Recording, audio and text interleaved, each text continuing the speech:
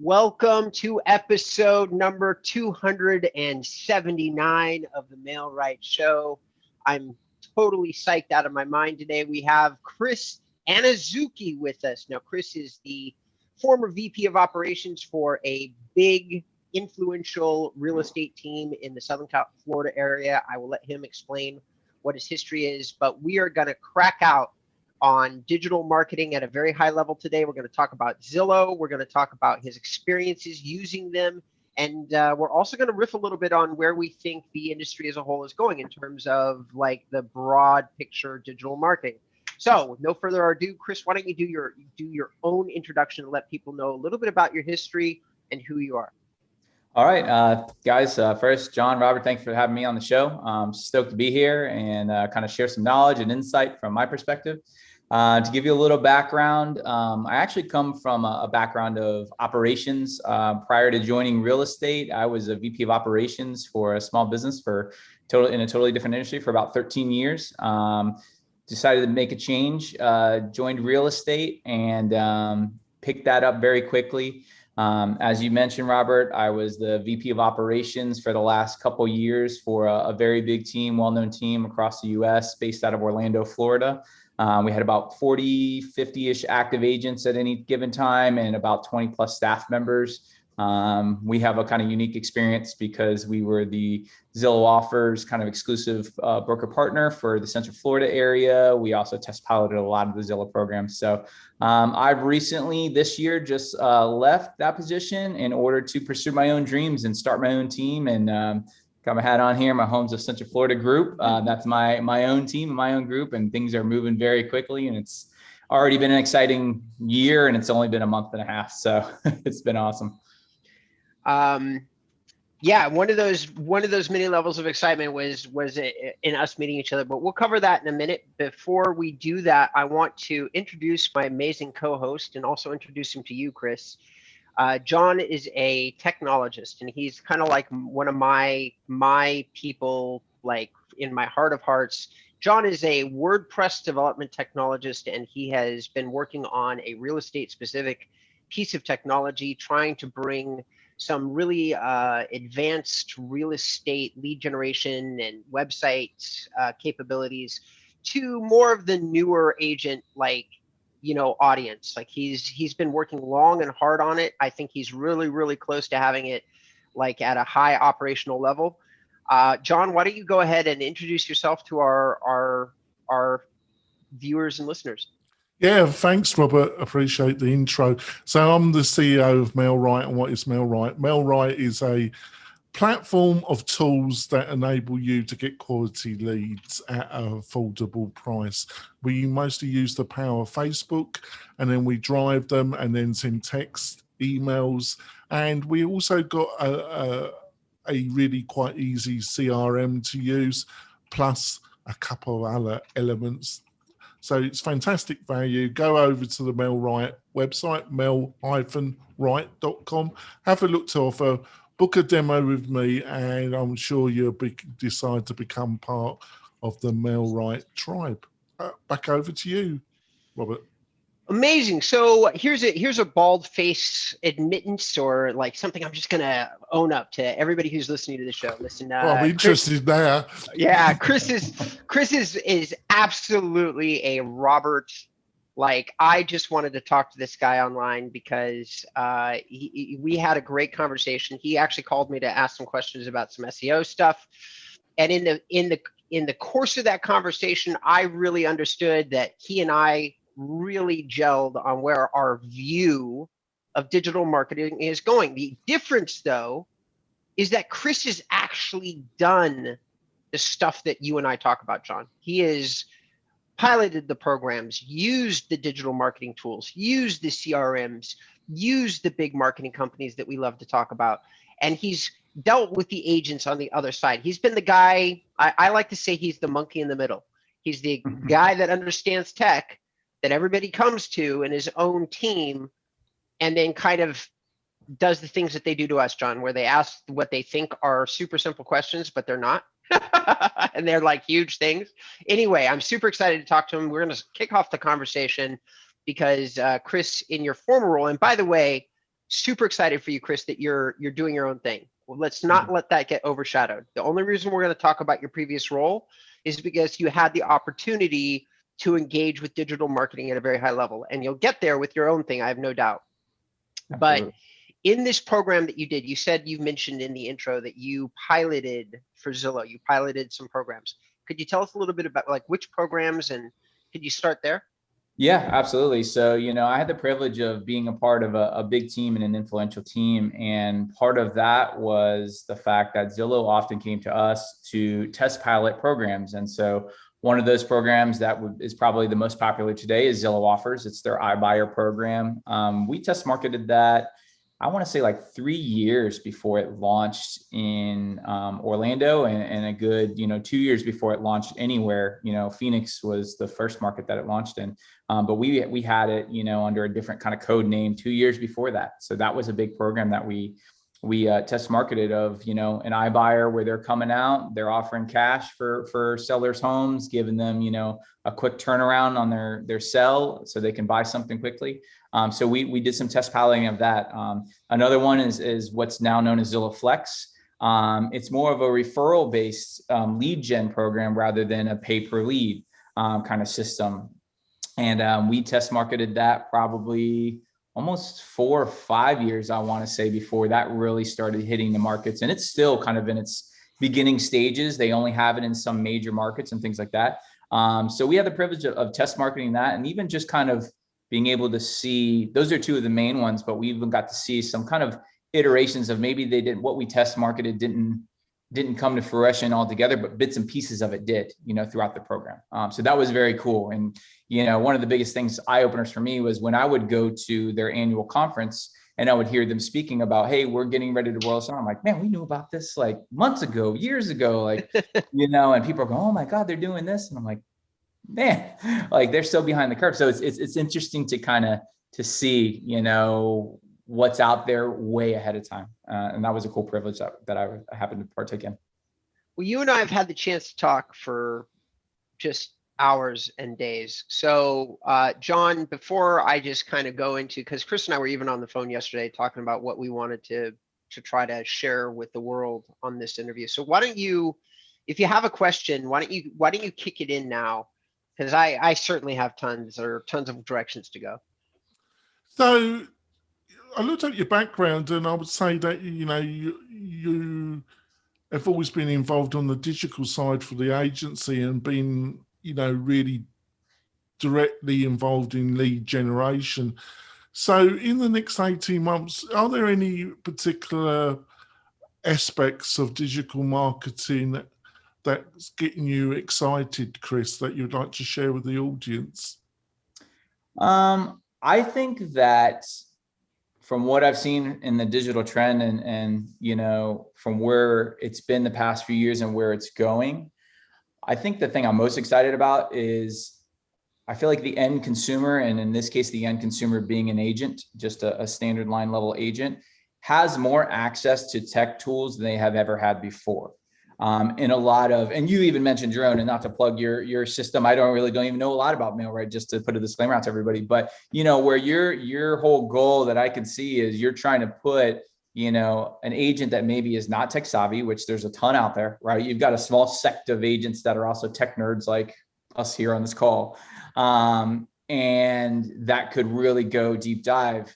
Whereas now you're saying, okay, I can see where people can buy a program, a system, MailRight, Ylopo, there's a ton out there where they're able to market to a whole new target audience, remarket to them, and really not know a lot about technology. It's kind of like a turnkey plug and play. I mean, that's the coolest thing that I think is coming in, where it's like, it kind of only existed in this little niche of tech nerds / realtors, where now it's like, hey, an agent that has no clue how to even use an iPhone or something, can now go, hey, get me set up right with their onboarding tools, and then press play. Just tell me how much I got to spend per month and approximately how many leads I get for that money. And cool, we're good to go. And they're higher intent leads too, which is cool. Yeah.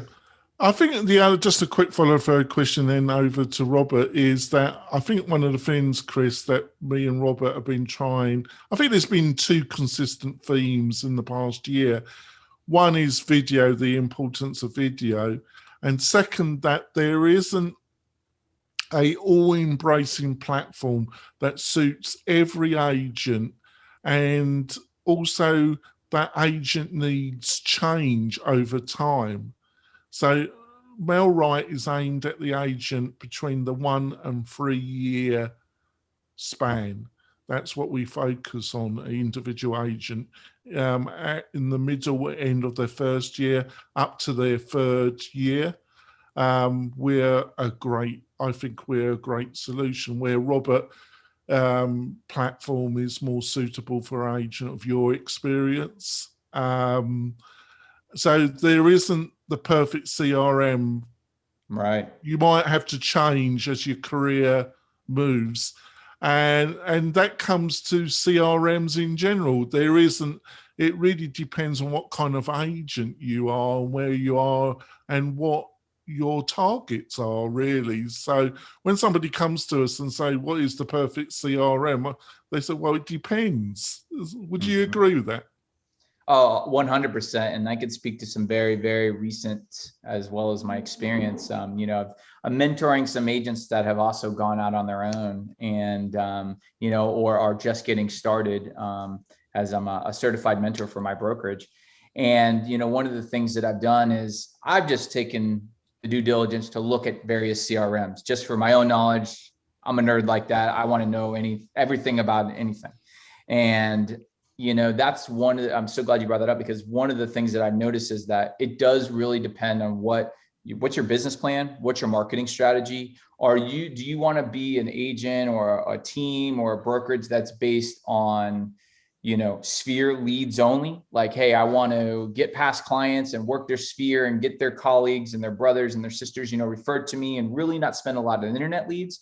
Or are you the inverse? Are you someone that wants to do big time internet lead spend and get in front of, 300 clients a month, or possible leads.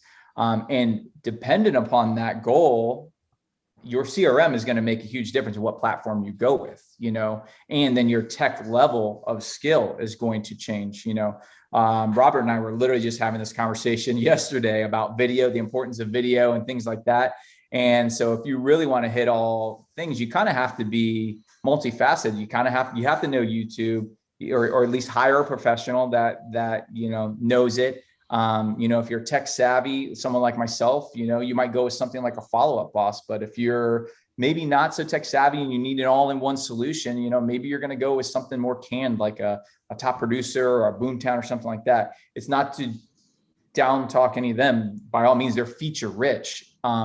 But it depends on where you want to go. And also, do you want to connect with third-party systems? Because you can go with the all-in-one solution, but if you want the best of, hey, what's the best video emailer? What's the best text, follow-up? Maybe it's a third party that can connect into your CRM that integrates with everything. God, the team we were on, we had 1 million integrations. Zapier was a savior for those ones that, maybe didn't have a direct integration built in, but you just zap some stuff over and boom, you're good to go. We had, probably 20, 30 different systems we integrated with. Rightio, over to you, Robert. Sorry, I don't know if I'm sorry to be long-winded. I don't know. No, Chris, that's exactly why I wanted you on the show. And I know most of the time, John and I try to keep it simple, but today there's a handful of people that follow us that are more than just in the beginning of their career. They are advanced users, and for that very small audience, that's what today's show is all about. So I want to, and I have so many questions. I think at some point we might even need Chris back on and have a conversation about like applications or integrations that you put into your particular lead funnel, because you said, hey, there's 20 or 30. And I personally, because you and I, we already know this, but we're similar personality types. I'd like to talk to you about each and every single one and why you used it. That's what my inclination is. That's where my heart is at. But we probably don't have the time on the show to do that. So instead, let's stick with the high level stuff, and let's talk about Zillow, because there's a lot of people who are listening to the show, and a lot of people are going to watch the show who either use Zillow, have thought about using Zillow, are curious to know what like a power user's thoughts would be about, because go ahead. John. You need to go for our break and then No, it hasn't been let 15 minutes. and yeah, I think it's getting there. Well, you Really? put your question first, and then we can wait in desperate need. Okay. For So here's the question. It's a few parter. It's a John question actually. So we're going to here's what I want my question to be, and then we'll go to break.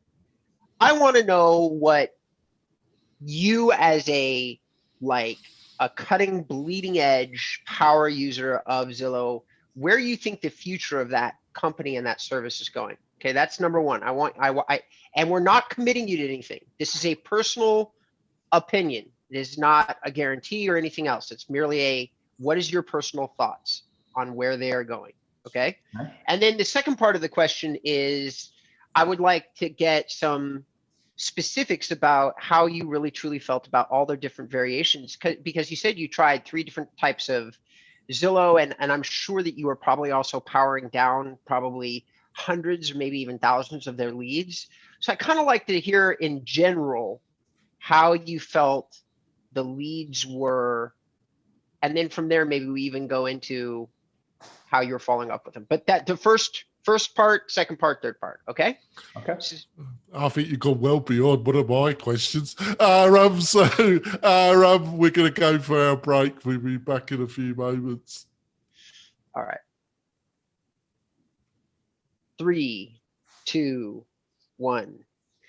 Welcome back to the Mail Right Show. It's episode 279. We are so stoked out of our minds that you guys have joined us today. Thank you very much. We're here with Chris Anuszewski, and Chris is a high level. He is a former VP of operations, current owner, CEO of his own real estate operation, and he used to be and is working his way back into a power user of some of the digital marketing companies and tools that we always talk about on the show. Today we're talking about Zillow, and I queued up a couple questions before the break, which is what is his thoughts about where the future of Zillow is going? Help me out, Chris. What was the second part?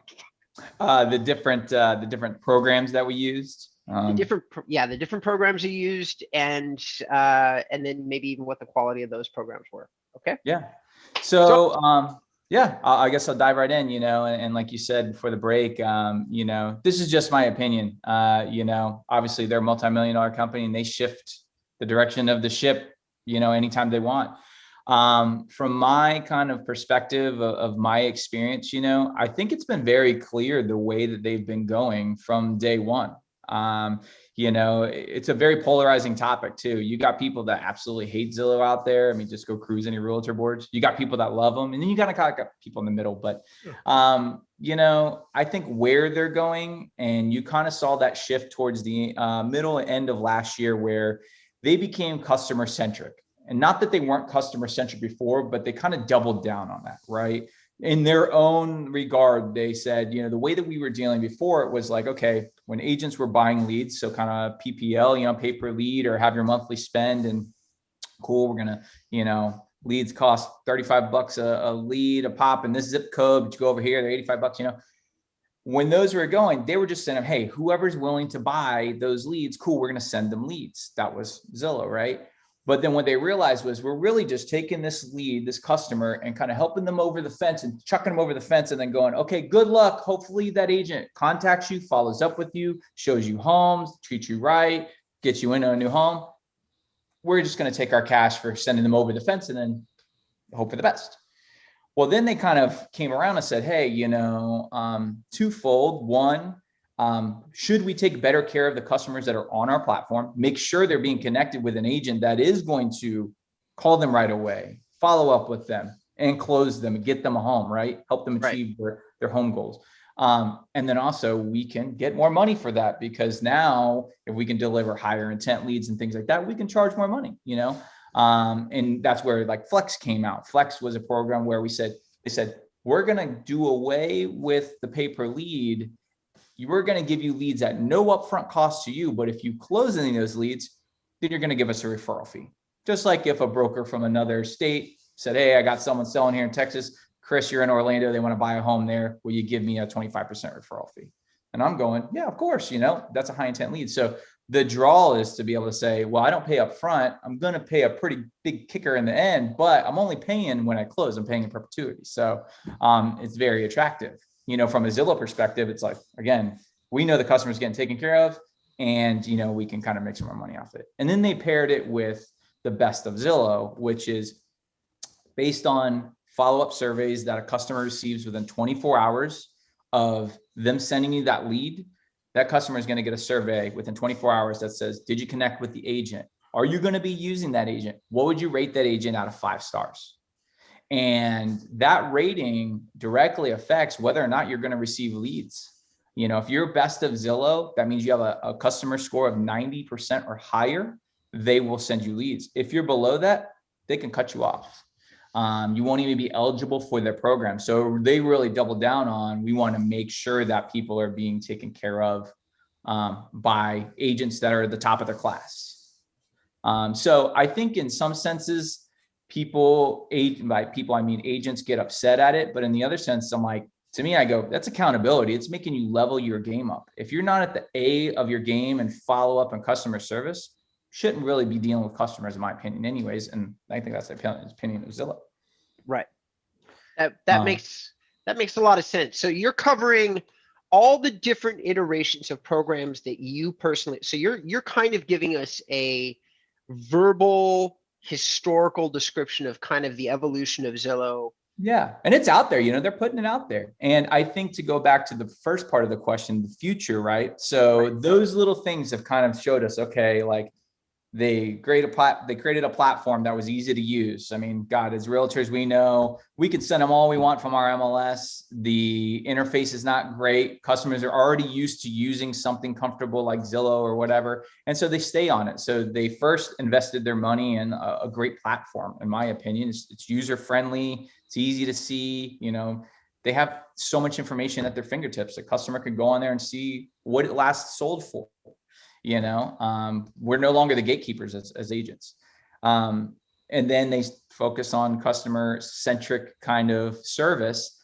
The next iteration, and we all know it, we saw their announcement towards the end of last year, the Zillow offers, they were partnered with local teams and brokerages to do all of the sales and the help and whatnot of helping acquire a customer's property and then put it back on the market. They're cutting them completely out of the middle this year. They've already started rolling that out. So now they're bringing it in-house, their own agents. They're brokered in almost every state in the United States now. They have their own in-house agents. And on one hand, as an agent, you put on the agent hat and you go, how can they do that? I supported them for years. I gave them my money. I paid for leads, yada, yada, yada. But on the other hand, if you look at Zillow's perspective, they're going, well, what's the next step in making sure that the customer is being handled in the best way, the same way every single time? Well, you put an employee in place of the agent. And I want to just put a disclaimer. I'm not defending Zillow. I'm not, I'm just throwing out there like what we all should see, right? Like, I don't think anyone could be upset, that if you paid in for their leads and then you can't turn around and they go, I can't believe you pulled the rug out from underneath me. They've been very upfront the whole time of what they're doing, they're there to connect a customer with an agent, but they're also a business. And what's a business there to do? It's there to make money. So can I quickly say something? Go ahead, yeah. I thought it was fantastic what you've just said, Chris. I just got a slight different spin on it. Is that I think what they're doing with wholesaling has a slightly different spin, but fundamentally it's wholesaling. And the other factor is, I think what people got to understand is that Zillow is a publicly traded company, and there's a consequence for that. It has to grow at a certain level of the expectation of the market. And you do wonder, without going into wholesaling and some of these other activities, how they're going to grow Zillow anymore. I really wonder about where the growth is going to come, because I don't think it's really a suitable public company. It's probably better in private hands than a publicly listed company because of that reason. Not that somehow it's going to collapse. You know, you look at Dell Computers, still a highly profitable business, but there was a time where it was better that it became a private company again rather than a public company. And I really see the wholesaling side.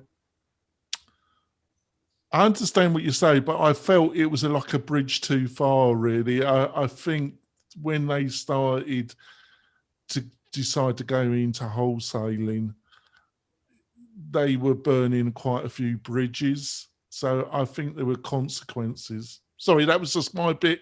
Oh yeah, no, and I agree. I do think that, you know, they probably have burned, well, we know they burned bridges. Like I said, just go peruse any realtor board, you know, and you've got, you know, ones that are vehemently against them, you know, and you've got ones that just say, oh, I'll never do this, you know.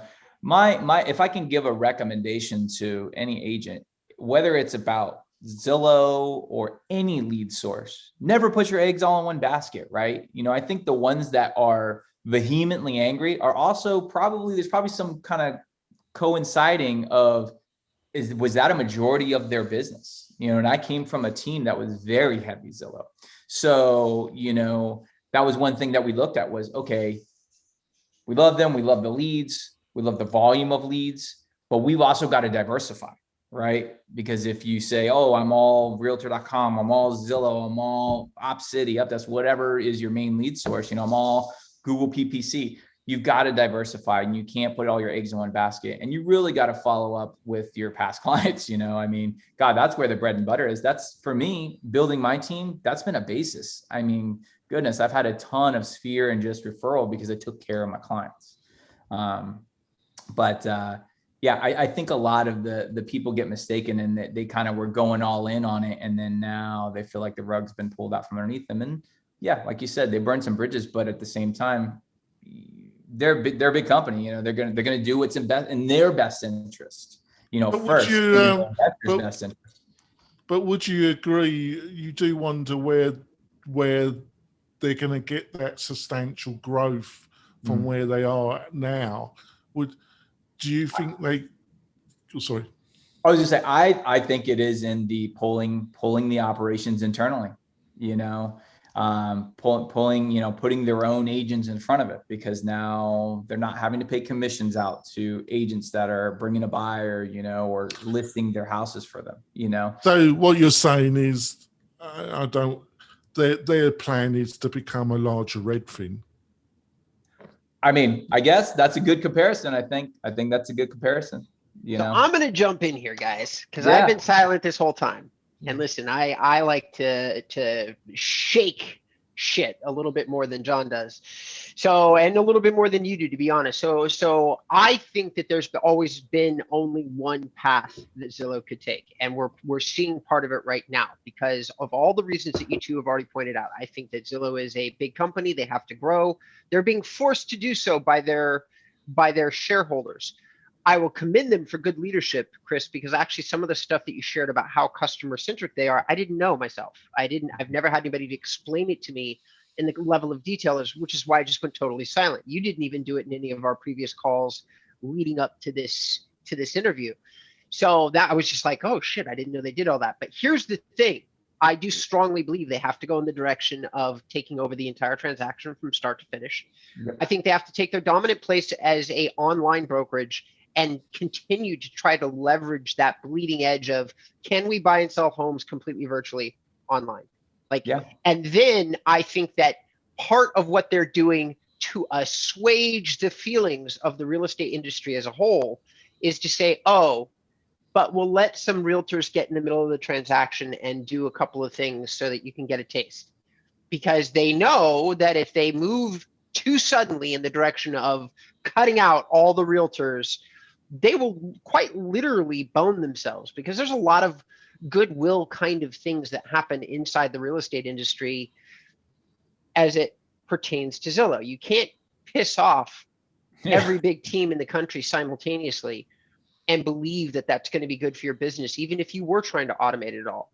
Because at some level, the users of Zillow talk to realtors who are boots on the ground, and that's going to affect, they're going to keep hearing, we hate Zillow. And eventually, if they wanted to, as a whole entire industry, realtors could come up with some other tool that would work just as well, that they would send people to manually. And it already exists, by the way, this tool exists.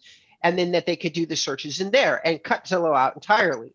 Mm-hmm. So it behooves them to do this change gradually, but the writing is on the wall, in my opinion.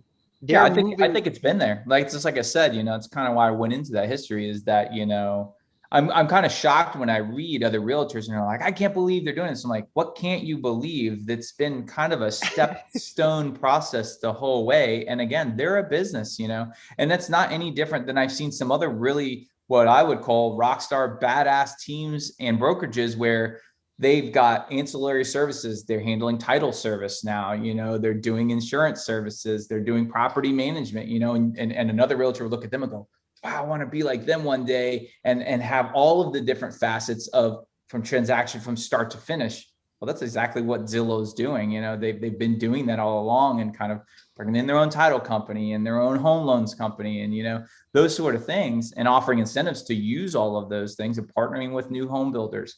So, I think it's just the writing's on the wall. I think a lot of people maybe were either naive or just blind to it. They weren't paying attention, and now they feel like it's caught them off guard. But I don't feel like it's moved that quickly. I feel like it's been kind of a pretty steady transition this whole time.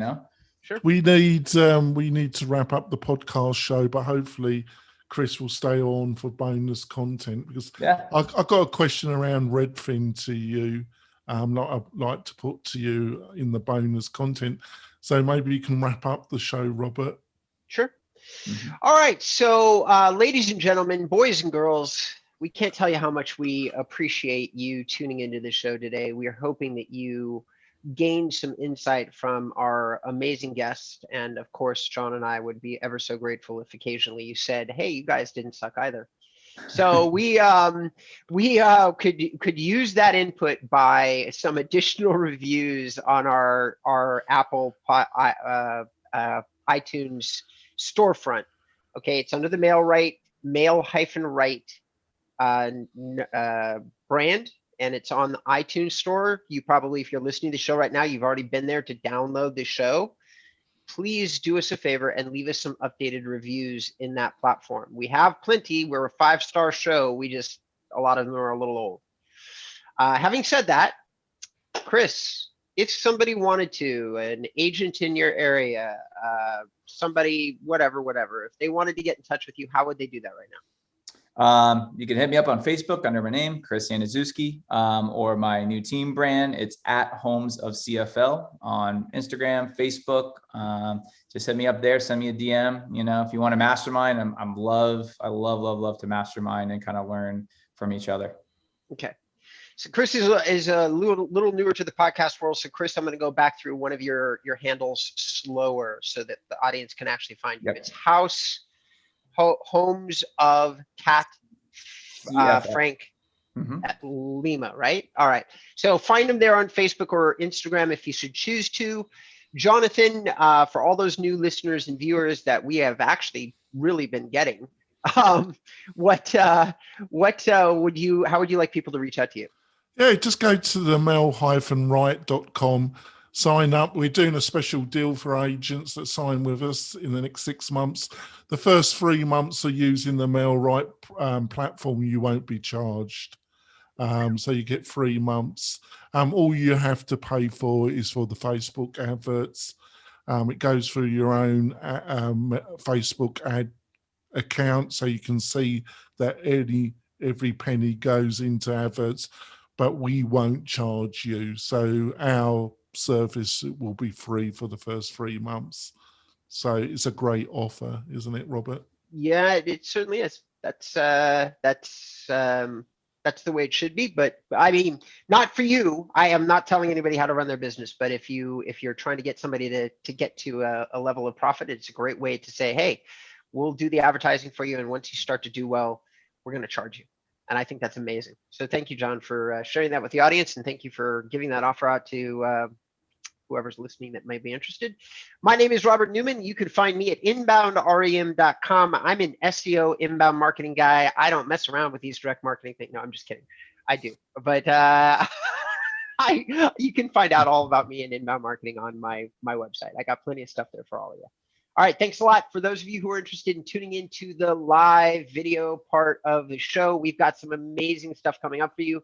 John wants to ask a John question about Redfin, and I want to end that 10-minute bonus content or 15-minute bonus content by asking Chris how he thinks you should future-proof your real estate lead generation business. All right. Thanks a lot for tuning in. We appreciate it. All right, welcome back to the MailRight Show. We're in the bonus content, the video content that we're meeting with Chris. I am anybody who's seen the rest of the show already knows that we're super stoked to have him. John is going to start a question about Redfin. Yeah, I've been a bit critical of Redfin's model, not because I think it's a terrible company. I just think that it was all blown out of. The hype around it didn't really work out, and I don't actually know if they're profitable now. But they had a number of years. They got a substantial investment from their investors initially, and for a number of years it was non-profitable, and that's why I'm not totally worried about Zillow's attempt in what I call to become Redfinized, where they got this notion that they'd be able to digitize the whole process, because you only have to look at the struggles that Redfin have gone through to actually do what they said to the market that they were going to do. It hasn't exactly worked out. Would you agree with my analysation, Redfin? And you got any? What's your own thoughts about Redfin?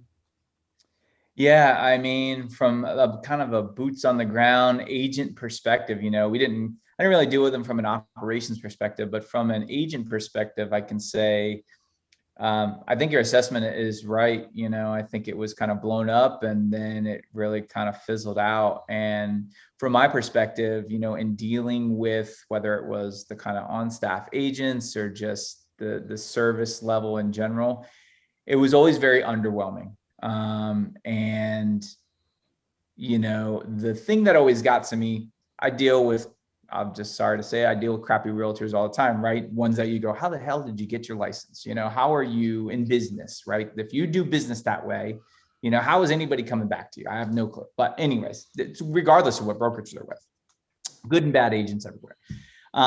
But when it comes to the process, and what really got to me was when I would talk to clients or customers that had, whether it was their limited listing service, their 1% listings and things like that, that was where I really saw the disappointment, right? From the customer and the end user end, where it was, okay, yeah, we thought we were getting this, but then they said they were going to charge us for this if we wanted this and this. And I'm like, well, that's kind of what they do. It's kind of a bait and switch, right? Like they get you in with the low price. They think you're going to basically be, for sale by owner and get it on the MLS and pay very little. But then when it's like, oh, you want this, or you want help with the contract or closing the deal, well, now you're already in. What's it, in for a penny, in for a pound? It's like, hey, you're in for the whole enchilada. And I just don't think that that's a great business model in any industry. And I feel like that was a big basis on it, was, okay, we're going to kind of hook them. And then once they're in, now we kind of bamboozle them, kind of hit them with the whammy. And I just never, I like to be transparent in everything that I do.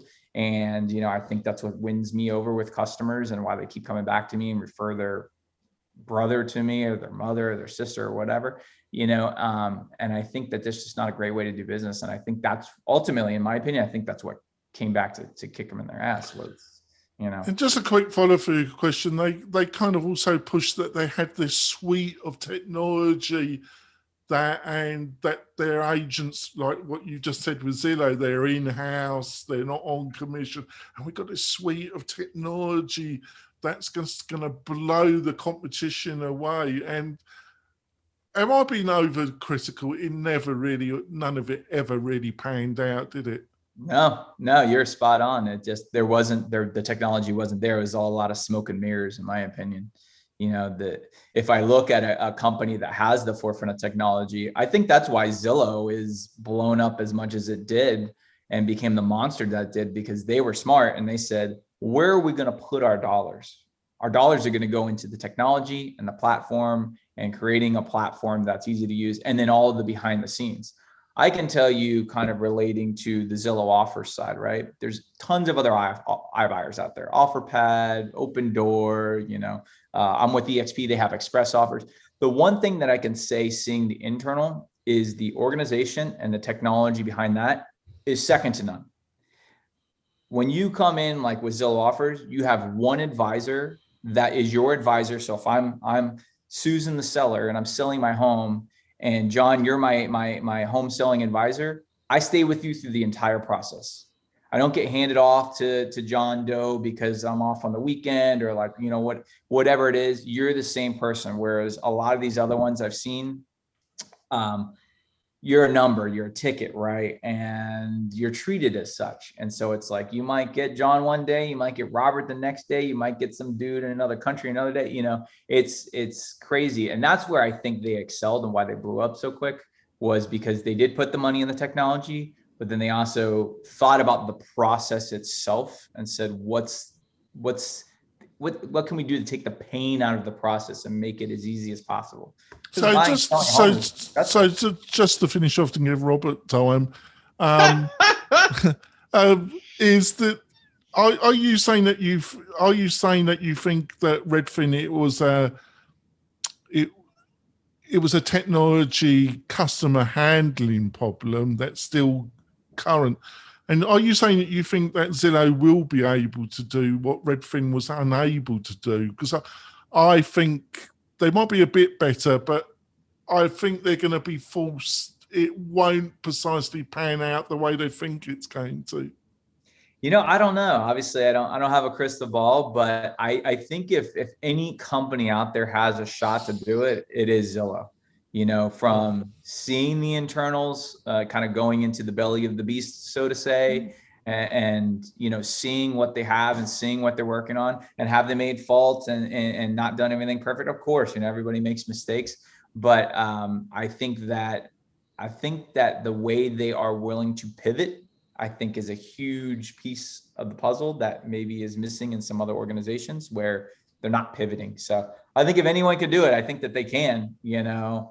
I kind of have mixed feelings about it because, I wear, from one hand, I've got my tech kind of like, man, this is cool stuff hat on. And the other hand, I've got, well, I'm an agent, they're a big monster and they could just crush anybody in the room that they want to, if they really wanted to put us out of business, I don't want commentary on this, guys, but I'm going to close some thoughts out on Redfin, because John loves to hammer away at Redfin. So I have taken my time to do a little deeper analysis on Redfin.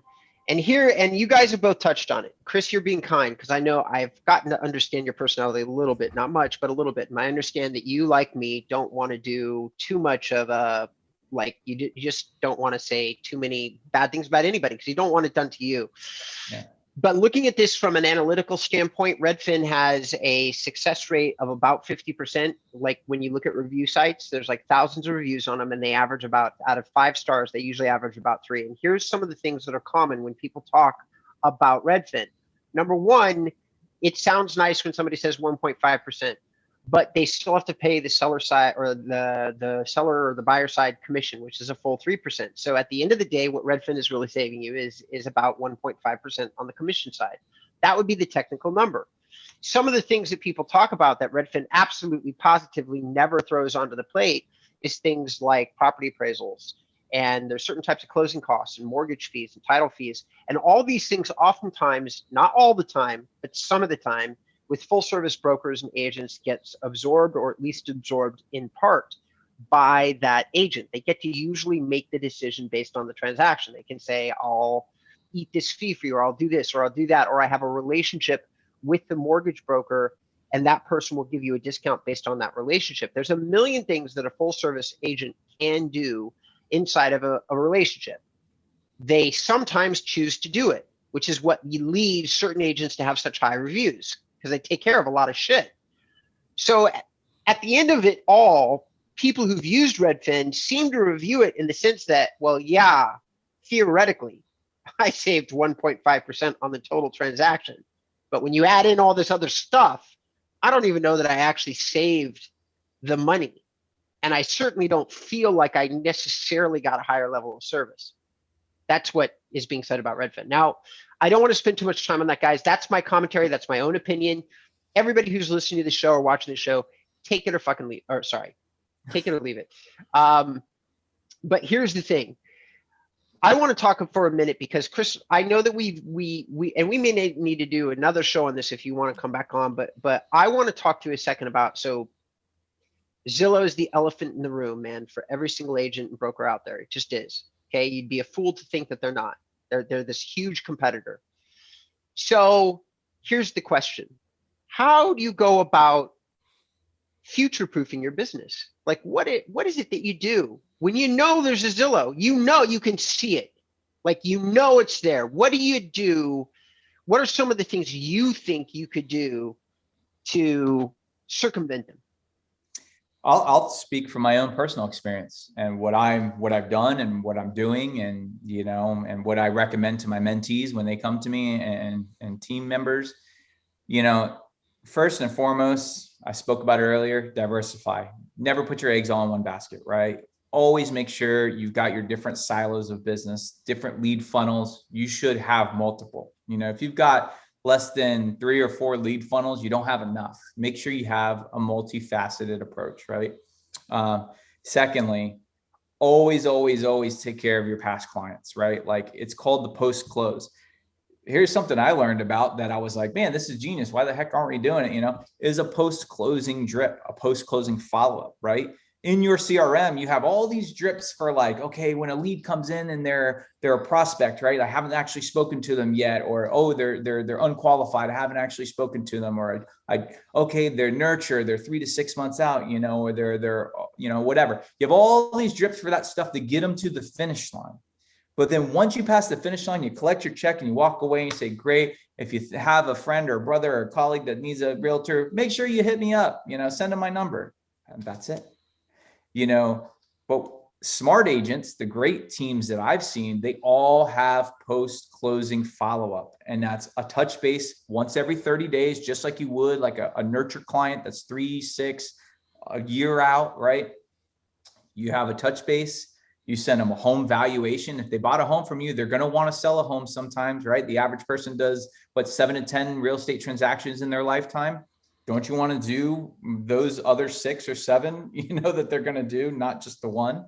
So have the follow-up, right? The other thing is, one thing that I always preached on the team that I was with, and I still preach to this day is, and Robert, you and I talked about this the other night, is if you're paying for leads, don't look at those as one-off leads. Even if it's a heavy hitter, like, oh God, I paid a 35% referral fee. They just took $3,000 off my $9,000 commission, whatever. It's commission compression. If you haven't seen it, guys, everybody's going to this referral-based fee. Why? It's attractive. Like I said before, you don't pay upfront costs. You only pay when you close, right? But guess what? When you close, now the fee we take from you is 1,000% higher. You're paying 3, 4, 5 grand potentially, maybe even more, depending on the price point and the commission.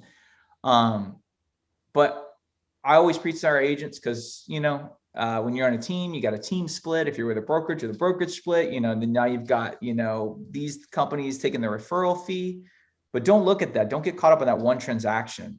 I always said 1 for 2. 1 for 2 is the deal, right? Take that one lead and can you turn it into 1 referral? So 1 transaction turns into 2. Likely, if you're doing a great job, it's going to turn into more than one other one. But did you follow with them? Did you go the extra mile? Like, are you making sure that, I follow my customers to handle stuff that is not my job as a realtor, right? helping them, make sure they get hey, did you file for your homestead?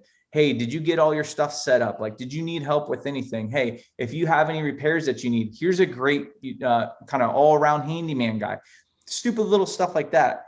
And the random questions, they come back to me. Hey man, do you know where I can get my survey? It's been a year since we closed it. Yeah, let me get with the title company. I'll help you with that. I don't just hand them the title company's number and say, hey, go call them. I do it for them.